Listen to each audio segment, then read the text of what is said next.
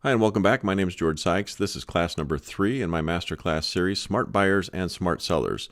If you are one of my buyers and sellers, I may have sent you right to this class because we're going to talk about contracts and mainly the contract between a buyer and seller that will help us buy the house. So if you're one of my sellers, you probably have watched class number 2 where we talk about the listing agreement. Well, now we've had an offer sent to us. And if you're a buyer, this is what it looks like to send an offer over.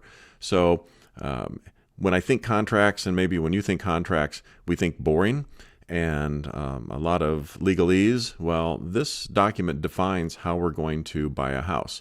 And so there is a lot of emotion around this document. I'm just giving you guys a heads up. Remember, one of the reasons I put these classes together for my clients is to give you a heads up. I didn't want you to just, hey, here's the next document to sign. I think we've gone through the process. So this document is emotional for a few reasons. Number one, in real estate, sometimes we wait for things, and it's never fun to wait. If we're the buyer, we've submitted an offer over, and we're waiting to see if the seller is going to accept. Are they going to counter? What's going to happen?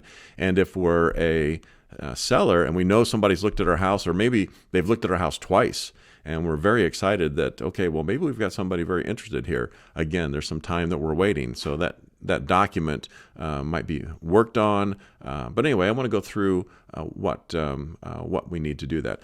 Like I've said before, I don't like to waste your time. I like to get right to the meat. So I'll do a quick review. If you have not seen Class 1 and Class 2, Class 1 was just an overview of the entire process from the time we decide to buy a house on the buyer side, from the time we decide to list a house, all the way to that last meeting, which we call the closing. So if you haven't watched that one, go back and take a look. And number 2, the second class is for sellers. And it's interesting. I like to say, would you like me to help sell your house, as opposed to, would you like me to list your house? List, to me, sounds like, oh, we're going to have it out there for a long time, right? I mean, my job in class number 2 is to sell your house.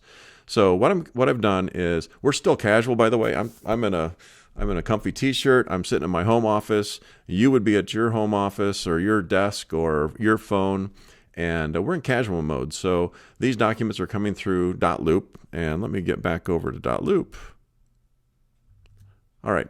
And if you remember from class 2, dotloop is the system that we use to sign documents.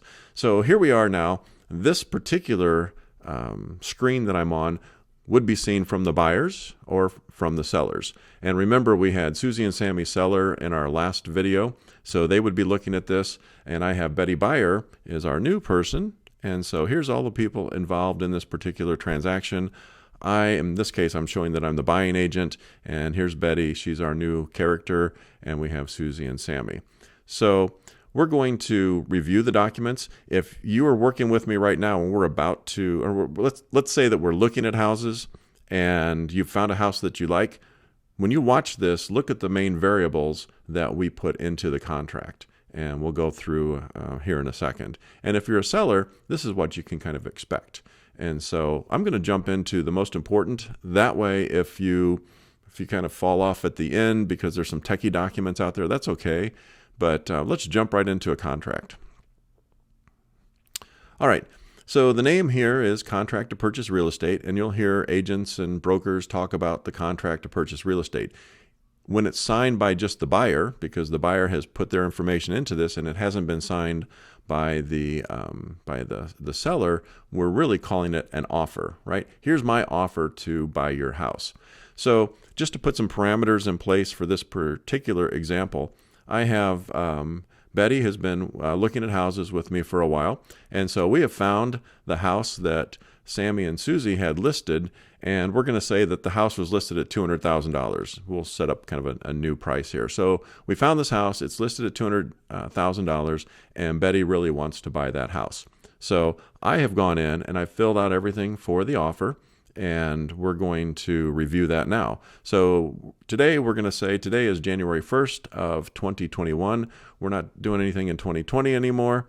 And I go through some of the easy stuff, and this will be the section. So sometimes when I have you look at your contract or we see an amendment, we're talking about the section. This is section 1 and line 1. So contracts are very easy to look up the number. I would say go to line 400, and here's whatever that thing is.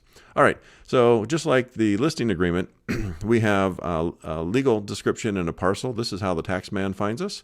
And we're in Madison County. We're going to buy their house from the listing, and it's 12345 North Main in Maryville, Illinois.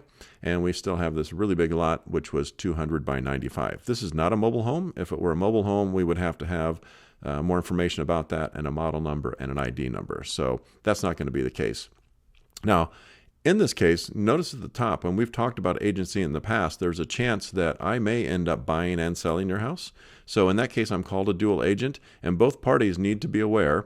We've already agreed in the last contract that I could be a dual agent, and I've already told Betty that I'm representing the sellers and her in this deal.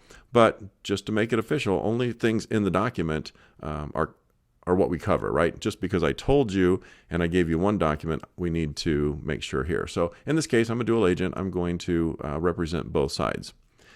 This will be the offer and acceptance contract, which is kind of what I just said. And we're going to jump to section 5. So Betty has decided this house was listed at $200,000, and Betty has decided to offer $195,000. And she is going to give $500 earnest money, and she will have that in the title company within 2 days. Remember, the title company is where we're going to close eventually. Well, here they are again, and we're just going to call it ABC Title Company. So if we get an accepted contract and the sellers decide to sell, then Betty will be responsible for taking a check, and this one can be a personal check because we have so much time between close and contract, for $500 to the title company. In section 6, we are asking for a home warranty. And if you remember in class number 2, the sellers had said that they would offer a warranty. So in this case, it's provided by the seller. We're going to pick the warranty company if we have a favorite warranty company, and we're going to say the cost is not to exceed $600. Quick aside, I think in the last probably in the last 4 weeks, I've sold 4 houses with pools. And so if we have a house with a pool, that might be something we add on to the warranty. So not just the appliances and the HVAC, but let's make sure that the pump is covered in that pool. So those things end up in the warranty. Inclusions, just in general, things that are attached stay in the house. And if we had any exclusions, we would put those here. Now, you'll notice at the bottom of each page, so if this were our offer side, then Betty's going to initial over here. So you would see here, I would have assigned this to Betty, and when Betty receives this in her dot loop through email, she would sign on that page. Every page has the address and the date of the contract, and every bottom of the page has the initials. When the sellers get this, they will sign. Whether they accept, reject, or counter, they will sign every page as well. All right. Number 8, we are going to close and take possession. So when everything's finished, the house will turn over at closing. Now, we talked in class number 1 about best offer, right? So sometimes the best offer isn't necessarily the one with the most money. So because of that, one of the things that we're really considering as sellers is financing. So in this case, Betty has been pre-approved for a loan. So this is a mortgage. And I probably would have put in here that she's been pre-approved for 95% of her purchase price. And she's expecting to get under 4.5%. The reason we put this in, the rates right now are really low, but let's say that something crazy happens in the market and they go from 3% to 10%. Well, this gives the buyers an out because they can't afford the 10%. So it's basically just a safety valve, and that's amortized over 30 years. Seller also agrees to pay $2,000. Again, they haven't agreed yet because they haven't signed it, but Betty is asking for $2,000 in this deal. So if we go back and look at the offer, so the price is $195,000, and Betty is also asking for $2,000. So the net to the sellers would be $193,000, correct? So I say that as I answer myself. So we're talking about $193,000 net to the sellers. All right, we have attached the lender's letter. Remember, we talked about pre-approval letters. So we're going to attach this to this contract. It'll be in the dot loop when we submit that to the sellers. We're asking for 20 days to make that our effective date. The effective date are deadlines that we have to hit as we go along, and you'll see that referenced later in the document. So we're saying 20 days after today, so that would put us at January 21st or 10 days prior to closing. And you'll see, whoops, I think I had it here. I ran right past it. So we're going to close on Valentine's Day next February. So it's 14th of 2021. So our effective date then is 10 days prior, and we're looking at February 4th. All right. We know it's a mortgage. What kind of mortgage is it? It's a conventional loan. If we were doing FHA, we would check FHA. VA loan, there's some other considerations here, but in general, we're going to see conventional FHA and VA. And those are all going to be taken into consideration by the seller because of the different types of inspections, what it means as far as the strength of the buyer goes, and that'll just be presented to them. Down below, there's several paragraphs that describe what each of those loans means. I'm going to save that for you. If you are in a situation that you could be buying cash, we simply check cash transaction. So if Betty were buying this house cash, she would check here, and we're sort of done with all of the other variables. She will have to prove funds, so we'll take a picture of a bank account, or the bank will send a letter to say that there is $193,000 at this point to buy that house. If there's a loan, or actually if there's not a loan, the buyer has the right to appraise the house. So we're going to get an appraisal. That's going to make sure the lender's happy. We also have inspections. We'll talk about inspections in 2 classes from now. But this section 11 defines what we can inspect. So really, we're saying as the buyer's due diligence, we're going to get right on these. So as soon as we have an accepted contract, we're going to start the inspection process. And you, the seller, are going to make sure that you give access to the house. You can't say, oh, well, you can't come in my house for 4 or 5 days and try and get them past their date. You really need to make the house available. So this talks about that process. When we talk about environmental, we're looking at things like radon. And again, I'll cover all of that in the inspection class. Here's how we remedy that. That'll be in the class as well. There's termites. Government, we probably need a city occupancy, so that's how we cover those. And again, I mentioned you would give access to the property.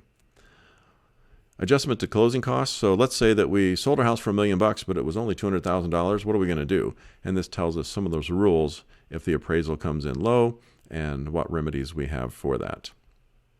Taxes will all be paid, and I have a class on taxes, so we'll skip through that. And then the deed, you, the seller, will be providing the deed to the property. And I think I mentioned earlier, so the deed, I always think it's interesting. The deed is signed by the seller, but is not signed by the buyer. So I can receive property without signing it. You're also going to provide title insurance. This explains how we're going to provide title insurance.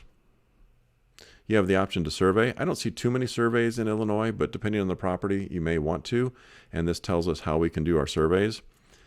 We talk about insurance, who's covering insurance, what happens if there's a claim during this period from the contract to the closing. And here's how we remedy any of those things. So if this is under $5,000, tree falls on the shed in the back, who covers it, what happens. This talks about what happens if we get into a little tiff about those things. I have never honestly been in one of these, but the end goal is not to run and grab our swords and grab lawyers, but it's to mediate and work through the process. We talked about effective date up above. This defines that effective date and how it affects the contract. And then this is some of the boilerplate on we're going to be working in Illinois and a termination procedure. So if we get to a point where, let's say that there's a big crack in the foundation and the buyer has asked for it to be repaired and the seller says, I'm not going to do it. So then what happens? So the termination procedure defines how we can break up basically and go our separate ways. As part of this contract, there's some other documents, and you saw those in the top of the dot loop. So we'll have a personal property addendum. I'm going to go through that. We have that residential disclosure that the sellers created that tells us everything that's going on in the house. So as buyers, we will we will have looked at that document before we write this contract, right? So we've looked and they said, hey, the basement leaks when it rains really hard. Okay, well, we saw some water. Okay, let's see what that means. Or the window well fills up and leaks in. So what are those things? Are we going to live with those? Are those things that we need to remedy? and the seller's done their best to tell us what's going on with the house. All right, are there any special agreements? In this case, yeah, we're going to say, hey, by the way, leave the curtains and the blinds. You mentioned that when we were looking at the house, so we just want that in writing. Agent interest, this is for me basically saying, am I related to you? Because if I'm related to you, that might create a different perspective from one of the parties. So I am not related to anybody in this deal, so I put NA. And then we jump down to all of the signatures. So on the left-hand side, we're going to see our sellers. So we have Sammy, and they live in the house right now, and we see Susie and her information.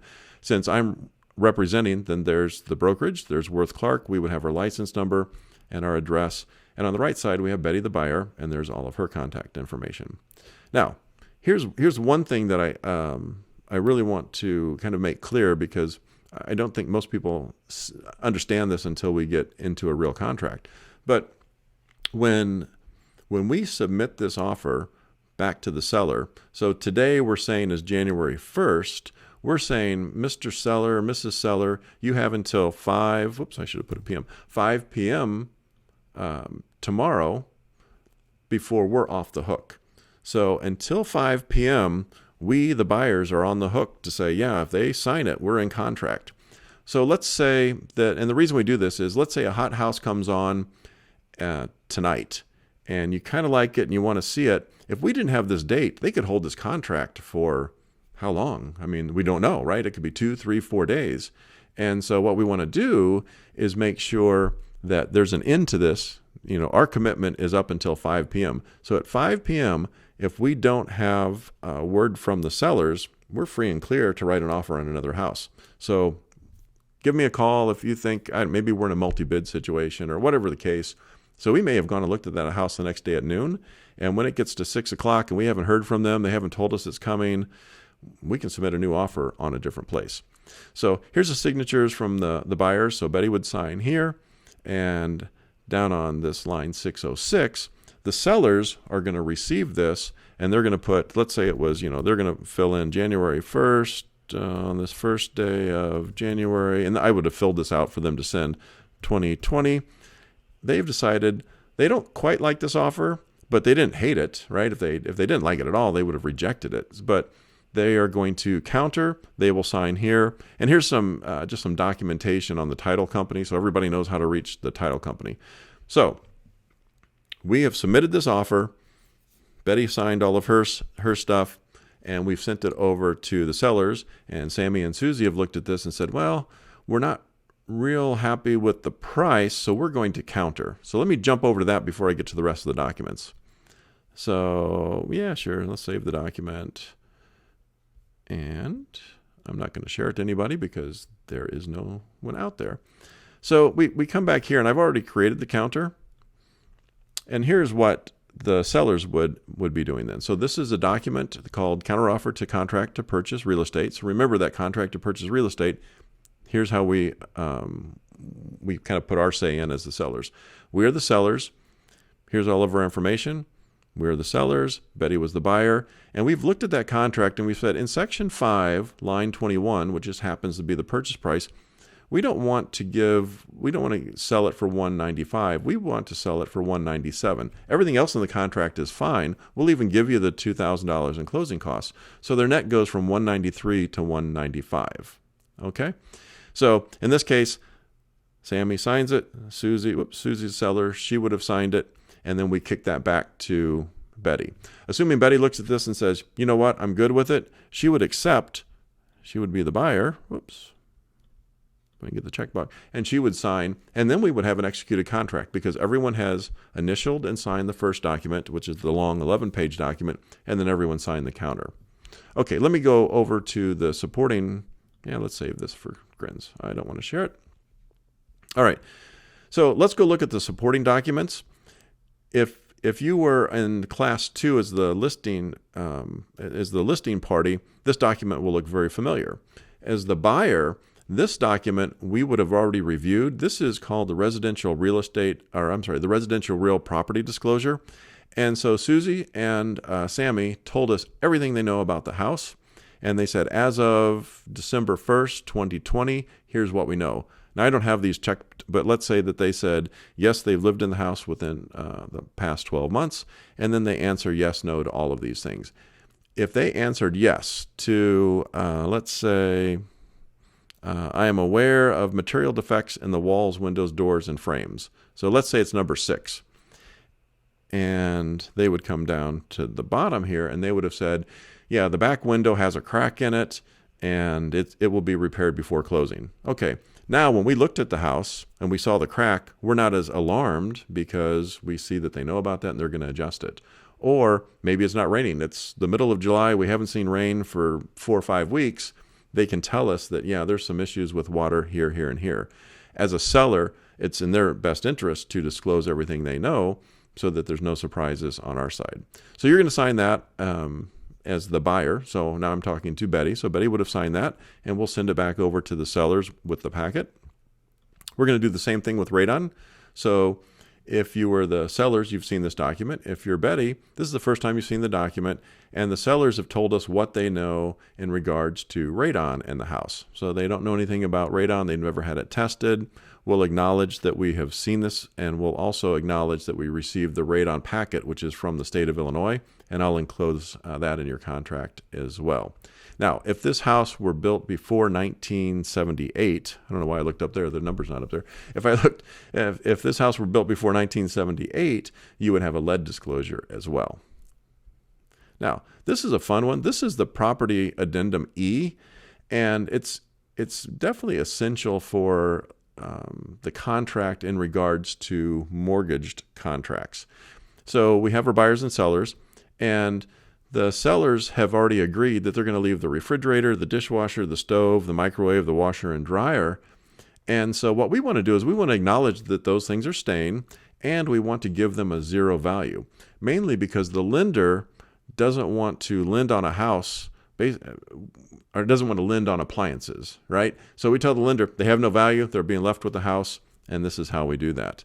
If there's anything else that's staying in the house, then we would document that here as well. So that's addendum E. If I refer to addendum E and I don't say that it's what it's about, at least you've kind of seen that piece. All right. The next thing is we've addressed agency. This is another document that I would have had you sign early on as the buyer. This just shows that I am your designated agent, and we would have Worth Clark up here. George, I should have,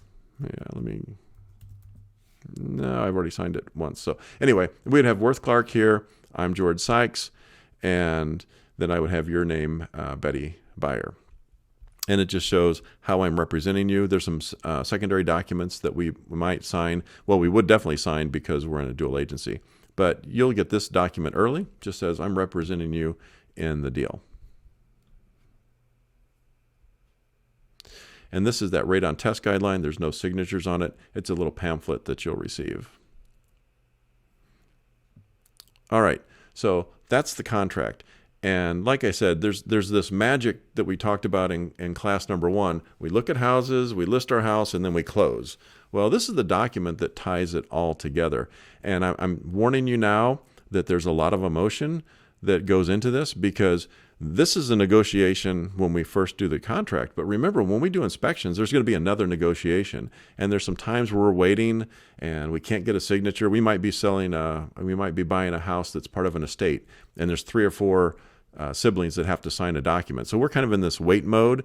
The other thing that happens too is we may, and this is getting ahead a little bit, we may in an inspection say, here's the 5 things we want fixed. And the seller's eager and ready, and they start fixing those things, but they just didn't tell us that they were going to fix those. So a lot of emotion, a lot of time, but we can always come back to this document and make sure that we're stepping through it the right way. So let me jump over. I'm going to get back into my, so if you were a buyer and a seller of mine, I hopefully you made it to the end of this document. It's key that we are smart. I don't want to hold any information. I've said this before. The time when the brokers and try and hold everything and try and keep you in the dark, that's not the way to do this. I want you to know everything about it. I want my clients to be the smartest in the market, because when we go look at a house, I mean, you want that house. And so we want to do what we can to get that. And when you sell your house with me, we want to make sure we understand it so that we've done everything right, so that when we do find that right buyer, they can they can easily walk through the process, and we have everything in place for them. So anyway, that's it. A couple quick reminders where you can find the classes. You can go to any of my domains with the /smart. So I'm kind of jumping ahead down here. You can go to stl365.com/smart, edwardsville.com, collinsville.com, any of the cities that I have. You can always go to my Facebook page, facebook.com/search618, which may be the way you found me in the first place. And then I've got a YouTube channel, but I try to put them all on this smart link within my site because you can walk through them in order. Our next class is on property taxes. I'm probably out of order a little bit, but I want to do the property tax class because it affects everyone, not just buyers and sellers. If you live in Illinois and you want to know how our process works, it's a great class to dive in and take a look at. Then we're going to jump into class 5, and that'll be the inspections. And down the line, just a preview, we will do a mock closing. I have talked to a couple parties who, in the title company and lender, and we're going to put a mock closing together, which will be kind of fun because, again, when my clients walk into a conference room, I want them to be aware of what we're about to do. Somebody's going to come in and here's what they're going to ask, and the lender's going to have. So as opposed to, I've never done this before and I'm just sitting here waiting for the next thing to be put in front of me so that I can sign it. I want my buyers and sellers to be smart about the process because it's a big purchase and you're going to pay on this house. If you've got a mortgage, you're going to pay on it. So let's make sure we do it all right. All right, remember I have 4 ways to sell your house, not just list them. I have the traditional method, and that works really well in a hot market, and I can talk to you about that. I have a cash offer. System. If you just can't wait and you got to get out of your house and you need to sell it, I'm not looking for old bad houses that I know there's people that advertise for that thing. I want nice houses, but honestly, if you have a nice house, let's just sell it traditionally. I have a best bidder campaign, which is a riot. And if you just want to have some fun and really like sell the house and market it, then we'll do the best bidder. And then, like I said, number 4, I'll announce on my Facebook page. I don't want to put it here yet, but I think I have a way to help some folks save some money when they sell their house. All right, keep an eye out for my I Love series. I've talked about that in the past, trying to promote the local cities on the 618 side, as well as the businesses. Here's how you can reach me. You can always get me at 618-531-4000. That's my cell phone. Text it. It's this phone, not those two. And my email address, sykes@wildfire.net. My signs, I've said before, they're very simple. I want people to be able to see them as they drive by. But if you're in a city and you see one of my signs, go out and take a look at the house, and always interested in your feedback. Even if you're not buying, just let me know what you think. If there's anything you think we could do, curb appeal that might help that seller, definitely let me know. All right, as always, thank you for the time. I hope this has been informative. And remember, in a digital age of shares and likes, you need a realtor like George Sykes. Thanks.